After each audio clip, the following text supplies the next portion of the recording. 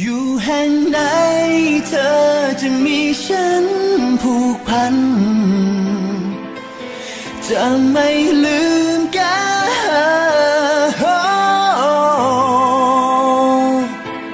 จะไม่ลืมหากเดินจะจางจะไม่มีทางให้เธอได้ไกลห่างเราจะเดินร่วมทางไปสู่ฝันด้วยกันตลอดไปคำว่าเพื่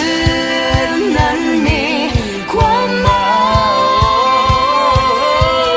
ไม่ยิ่งใหญ่แต่จริงใจให้เธอเก็บรักษามันไว้ให้รักเพื่อสักวันกลับมาพบเจอ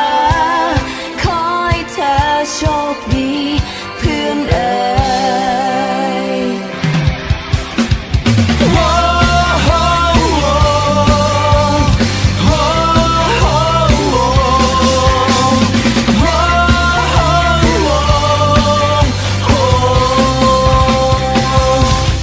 อยู่แห่งไหน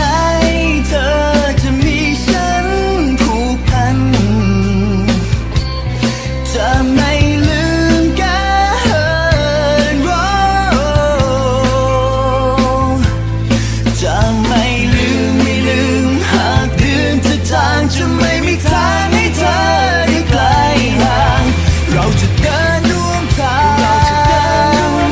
ไปสู่ฝันด้วยกันตลอดไปคำว่าเพื่อนนั้นมีความหมายไม่ยิ่งใหญ่แต่จริงใจให้เธอ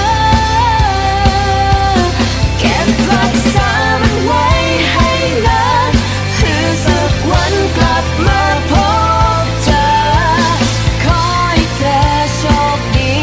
เพื่อนเอ๋ยเธอจะยังมีฉันอยู่ข้างกันเธอจะมีฉันอยู่ด้วยกันเธอจะมีฉันเราจะมีกันไม่ว่าเวลาจะผ่านไปนานแค่ไหนไม่ว่าทุกข์จะสุขจะอยู่ช่วยกันฟันฝ่าจะเจอช่วงเวลาที่ไม่ค่อยดีเท่าไรกอดคอกันไว้จะไม่มีใครทิ้งใคร